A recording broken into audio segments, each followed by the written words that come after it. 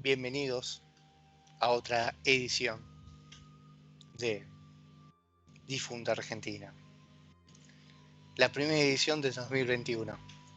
Hoy con una fecha especial. Hoy es 19 de enero. El 19 de enero, pero de 1952, nacía un personaje icónico en la cultura argentina, en la historia criminal argentina. Estoy hablando del ya conocido Carlos Eduardo Robledo Puch, conocido mediáticamente como el Ángel de la Muerte, y posiblemente lo hayan visto en una reciente película sobre su vida. Carlitos era un chico de una familia que no le faltaba realmente nada. No era una familia adinerada, tal vez, aún de venir, ¿no? del linaje Puch. Vivían en Olivos, la madre una mujer de casa, que tendió a sobreproteger a Carlitos.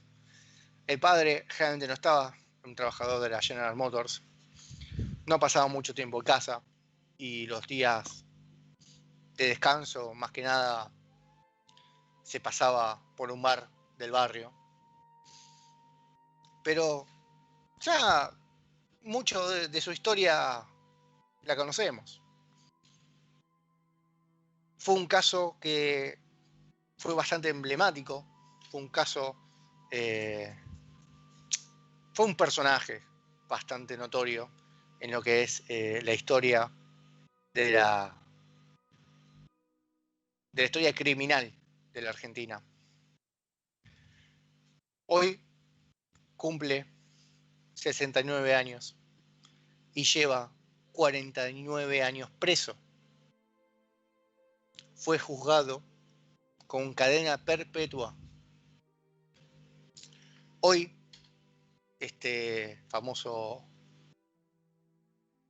asesino que lleva en sí 11 muertes, estas son la de Manuel Godoy, el señor de una discoteca, asesinado el 15 de marzo de 1971.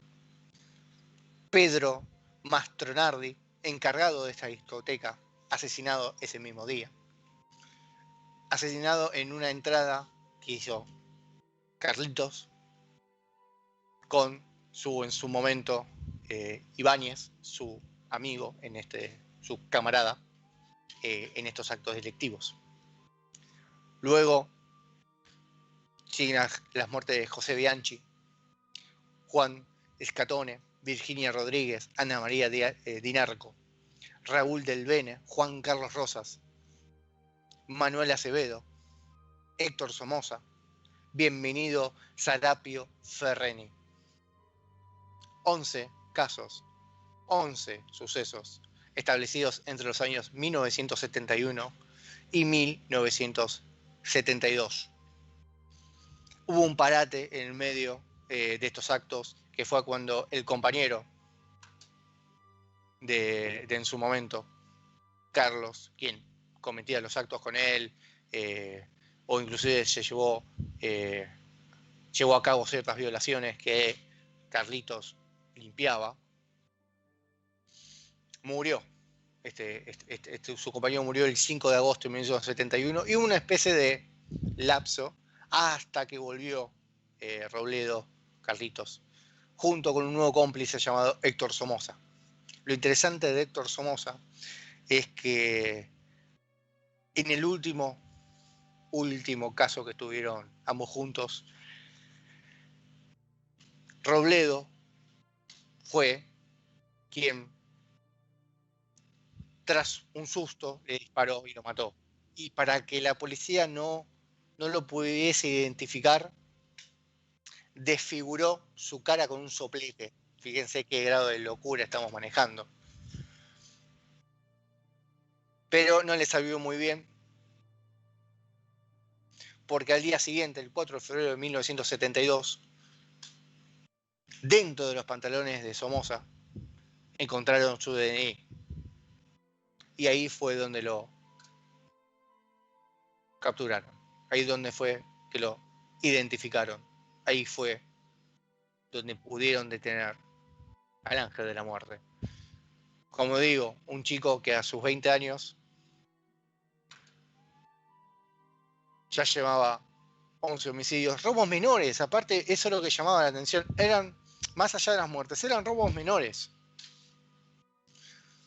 Tal vez para la época no eran tan menores, pero estamos hablando de un chico que no es que vivía en una situación de pobreza ni vivía en la calle, tenía una vida relativamente buena, ¿no?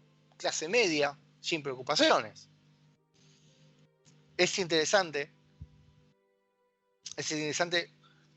entender o ver por qué llegó a este punto. ¿Por qué Robledo Puch, Carlos Eduardo Robledo Puch, llegó a ser el ángel de la muerte? Hoy, tras 49 años preso, es un tipo que en la cárcel no la pasó bien. Principalmente por sus orígenes, principalmente por haber entrado muy joven. Se dice que fue muy, muy maltratado, fue torturado por la policía. Su estancia en la cárcel no fue nada cómoda. Calculen que el juicio sucede el 27 de noviembre de 1980. O sea, pasaron 7 años entre que lo agarran hasta que lo enjuician, donde fue condenado a reclusión perpetua por tiempo indeterminado. Sus últimas palabras fueron: esto es un circo y una farsa. Estoy condenado y prejuzgado de antemano. Algo que llamaba la atención fue las pericias psiquiátricas que le hicieron a Robledo Puch, las cuales determinan que no hubo apremios económicos de importancia para generar estos conflictos. Y es más, el prestigioso forense Osvaldo Raffo, quien analizó y estudió a Robledo durante muchas veces, muchos años, quedó totalmente sorprendido por los daños físicos que tenía, por la tortura de los policías. Lo quemaban con la picana y los presos lo maltrataban. Años antes del juicio hubo un intento de... no fue un intento, tuvo una fuga del penal donde estaba esperando el juicio. A los 3 días lo agarraron, porque claramente estaba perdido, estaba desnutrido. Cuando volvió, los presos se ensañaron con él. Él vino de un lado totalmente distinto. Él era un chico que había estudiado, era un chico, era joven, era rubicito de rulos, era leído. Y claro, cuando cayó preso, cayó en un ambiente totalmente hostil para él. Acá estoy leyendo que Chiara dice, tiene derecho a libertad condicional, pero ni un juez quiere firmársela. Sí, eso es lo que de hecho está pidiendo. Nadie quiere darle la libertad. Yo no digo que no se la merezca. No sé, yo en verdad no quiero jugarlo, le estoy contando la historia de él. De hecho, en un reportaje que le hacen recientemente, tira frases bastante fuertes, como, ejemplo, tengo miedo de morir. Puch, mataste a 11 personas, qué sé yo. Por favor, háganme matar, que me sacrifiquen. Estoy sufriendo mucho, les suplico. Cada día es más largo, no puedo más. No se imaginan lo que sé en tantos años de encierro. Todos los días muero un poco. Voy a morir en la cárcel. Suma Siempre quisieron matarme. Sé muchas cosas. Mi causa fue armada por dinero. Tenían que encontrar un culpable a toda costa. Confesé que había matado a todas esas personas porque me habían amenazado con asesinar a mis padres y me torturaron, pero fueron peores los tormentos psicológicos.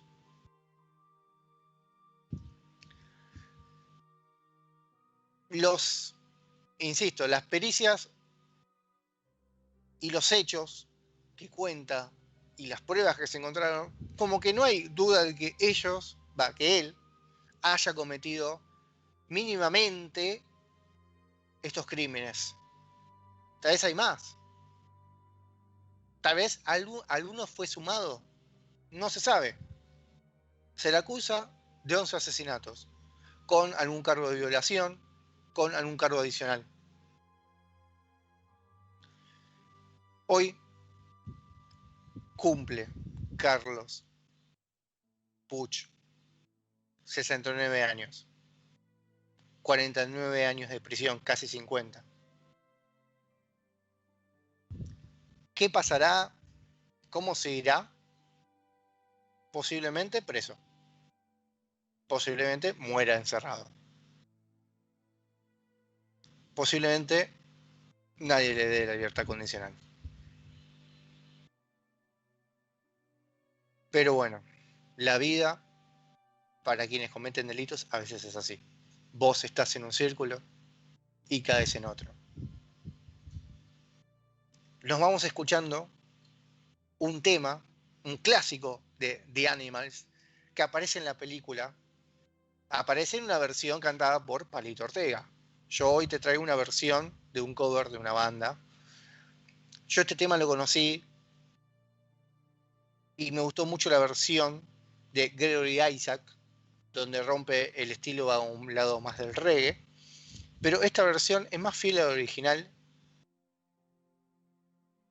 Nos vamos escuchando y cerramos así el caso de Carlos Eduardo Puch a The House of the Rising Sun.